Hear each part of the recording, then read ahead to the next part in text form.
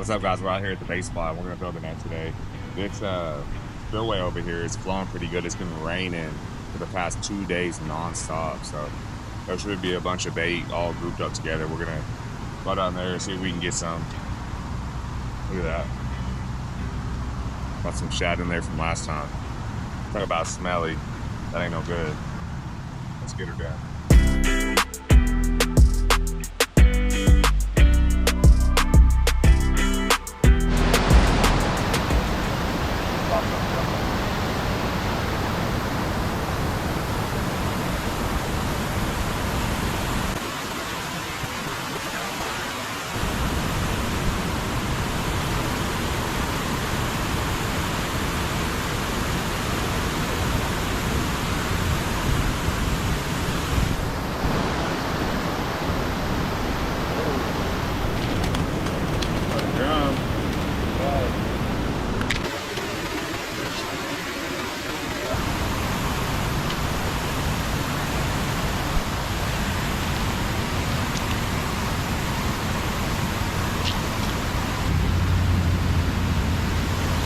Check that out. That is a freshwater drum. That is awesome bait. So we're gonna keep him.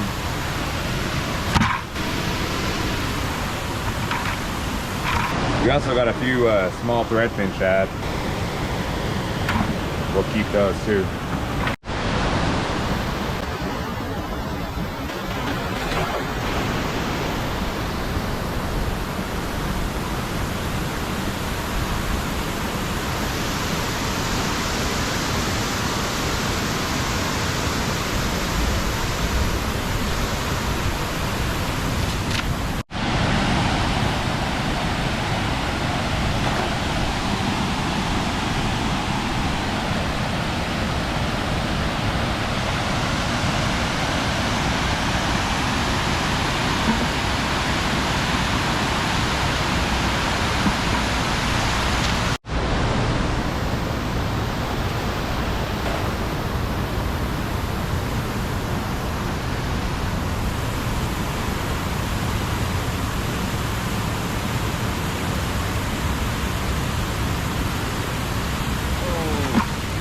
Got a big boy.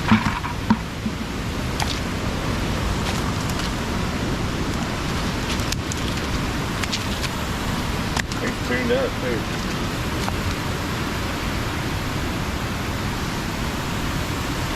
There's a nice common carp. We will keep him as well.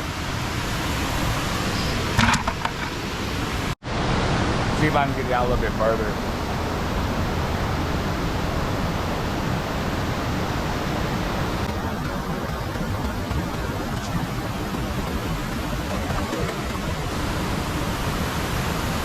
That low.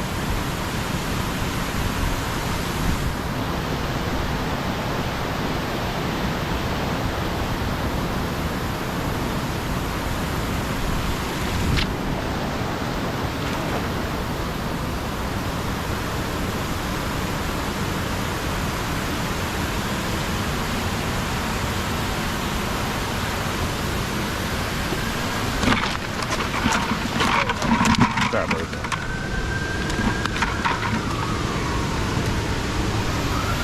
Madness over here.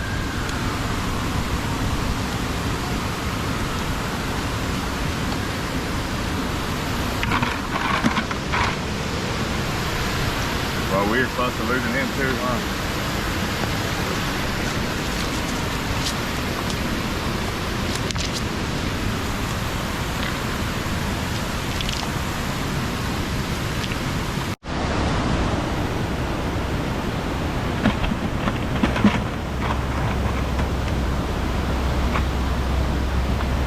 Your plate just cut me.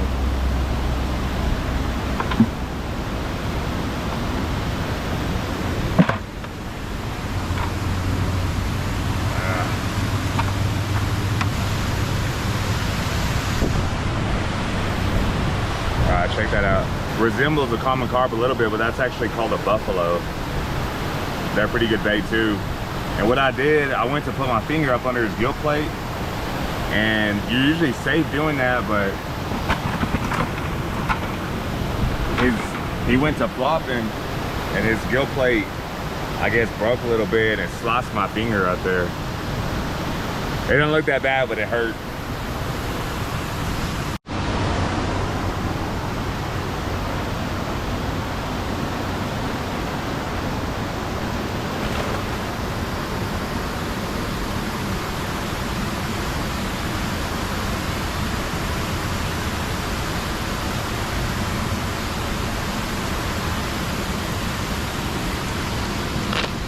That hurt, I think it hurts bad.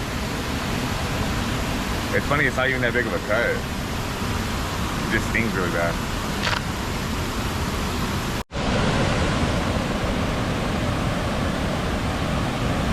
Got a little bluegill on that throw. I didn't even see him in the net. That's what happens all the time. Whenever you have shad left in your net, you don't realize they're there. But they're in about 2 or 3 days, you start realizing they're there.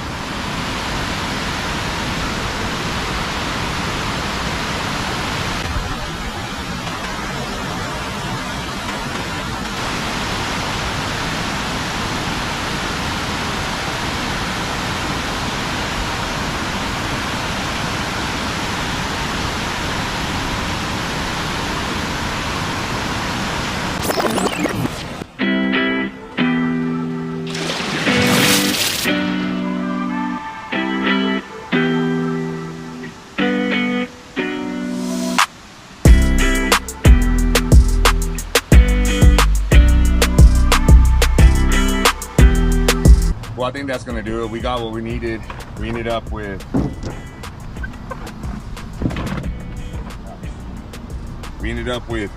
a carp, a buffalo, a drum, and a couple of small shad.